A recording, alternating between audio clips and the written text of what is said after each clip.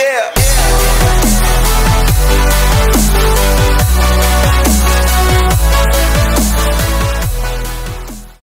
Hi Blood! Welcome na naman sa panibago nating adventure. Sa video na ito guys, pupunta tayo ngayon sa Botolan Tarlac Road at tignan natin kung ano na yung progress ng daan na ito. Halina kayo at samahan nyo kami. Nandito na pala tayo guys sa mahabang tulay ng Botolan Zambales na kung saan makikita natin yung isa sa dinaanan ng lahar nung pumutok yung Bulkang Pinatubo noong 1991.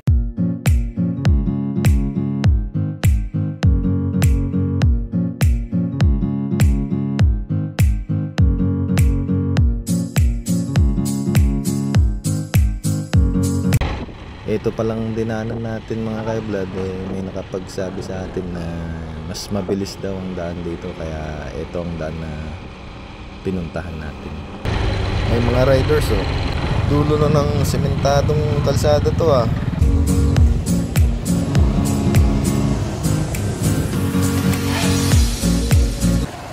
Dito yata yung may karera ng mga kariton dito yung mga kalabaw, ang dami. Mga suplado itong mga to Off-road na off-road ng labas natin dito mga ka-blood.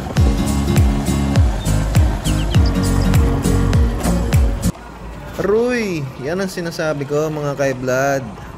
Pangit man daan pero may nakatagong ganda pa rin.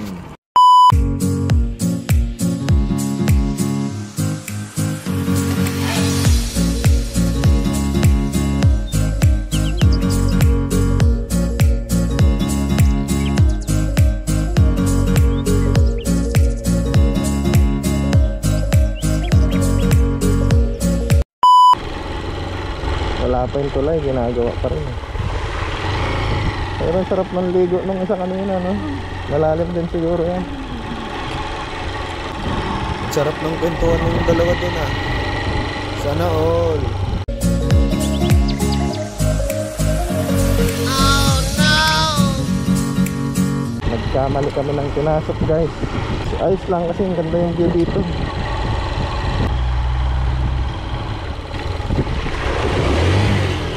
Malim pala yun. Bumalik pala kami kanina doon sa nagsangan na kalsada. Sabi naman na napagtanungan namin, bebein lang daw namin ito. Pag nakita na yung sementong kalsada, dire-diretso lang daw yun, papunta na daw sa Tarlac Road. Okay, nakatungtong na tayo sa sementong kalsada. Bali, umuwi si kuya. Shoutout sa'yo, Lods.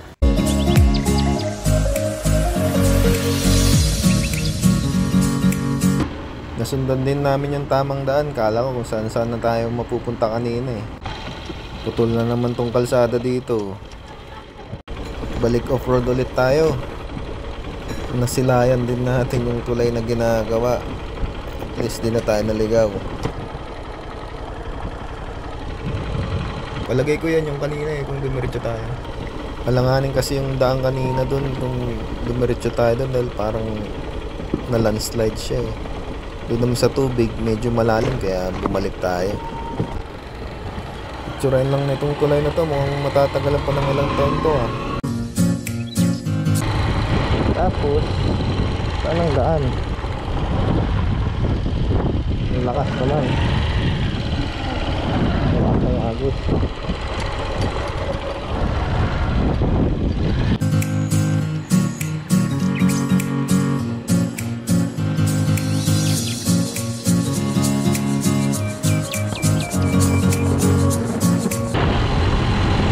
Namin lang saan patutungan nito Basta sinusundan lang namin itong daan, pero parang palagay ko diretso ito rin yung kaninang bahak na daan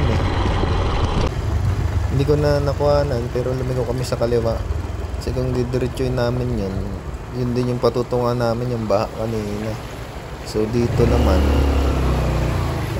mababaw-babaw lang, so kayang-kaya to. Basic. Hanap-hanap lang ng mababaw-babaw. Yan. Oops. Lalim. basa ang sapatos.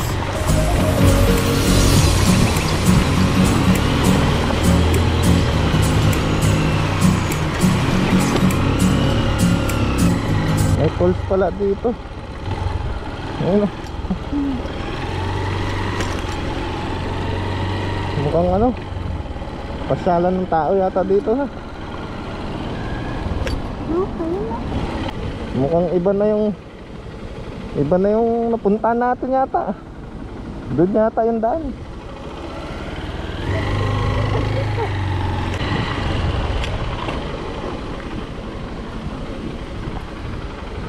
Sige, punta na lang natin yung pulse na yun.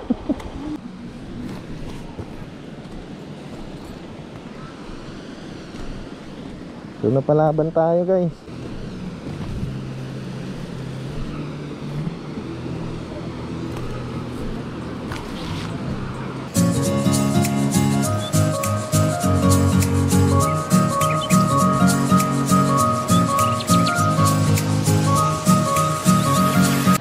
Doon galing, sa ganun.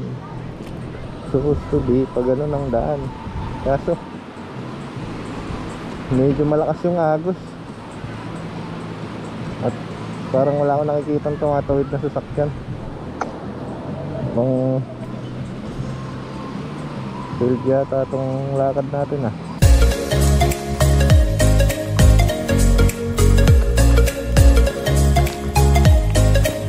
So nagkamali tayo guys ng daan. Ay,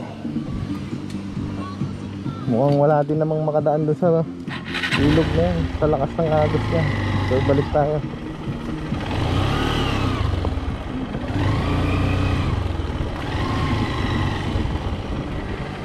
Tara. Ayos eh, may pulse, ang daming tao. Mukhang Europa to. Daming maliligo, walang mga cottages, kanya-kanyang pwesto.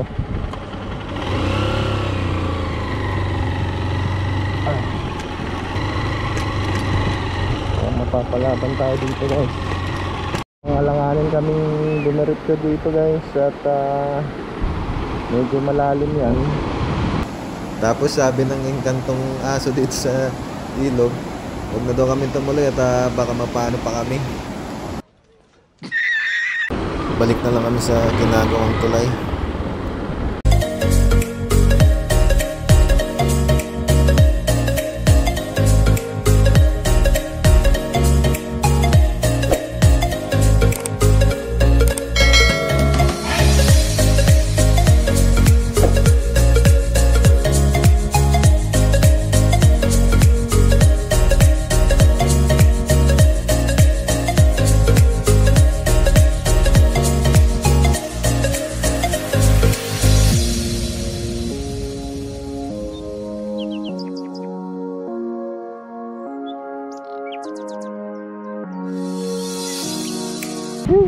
Walang daan papuntang Tarlac Road no. Malalim lang no. Walang iba. Oo, doon sa taas.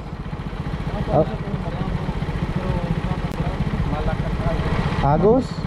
Ngayon lang ano, dahil malakas yung ulan nakaraan no. Pero kung ano sana dito na lang sa highway sir. Saan highway sir?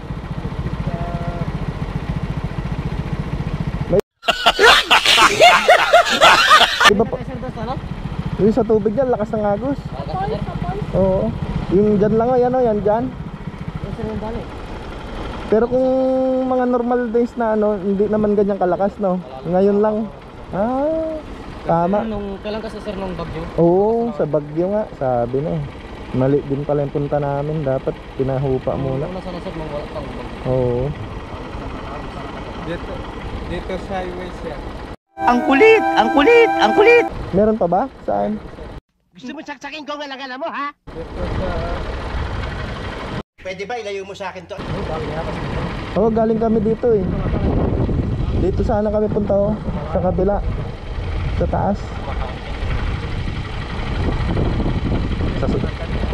Sa susunod na.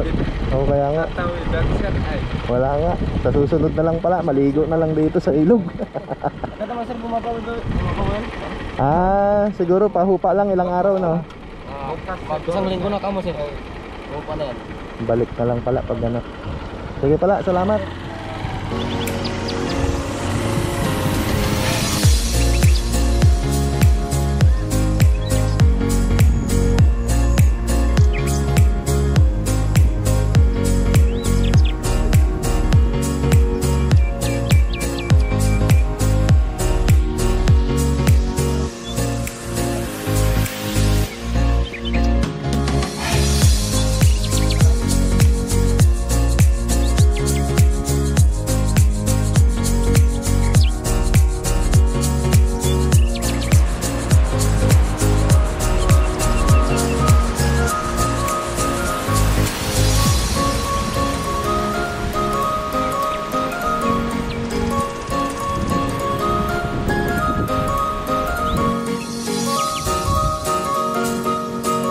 Dito ang bagsak namin.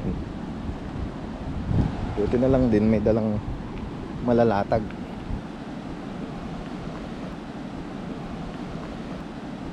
Medyo mabato-bato nga lang pero okay lang. Sanay naman na tayo dyan eh. So kahit na lang tayo ng konting prutas. Pahinga, enjoy the view. Alright. So guys, after 1 week siguro balik tayo dito.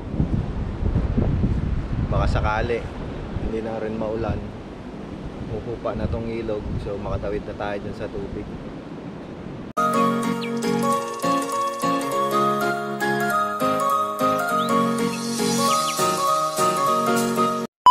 Habang kumakain pala kami kanina ng prutas mga kaiblad, may lumapit sa amin nagtitinda ng ice drop. In-encourage na rin namin siyang mag-vlog, gawa ng halos lahat pala ng pasyalan dito sa Zambales nalilibot niya, kakabenta niya ng ice drop. Wala naman mawawala, subukan lang niya, malay mo pumatok. Pangalawa na rin kami kasi sa nag-encourage pala sa kanya na pasukin ng mundo ng pagiging isang YouTuber. Nga pala, baka mag-Mount Samat muna kami habang pinapahupa muna yung lakas ng agos ng ilog dito. Maraming salamat nga pala sa panonood mga kaiblad. See you sa next vlog na lang natin. Bye bye.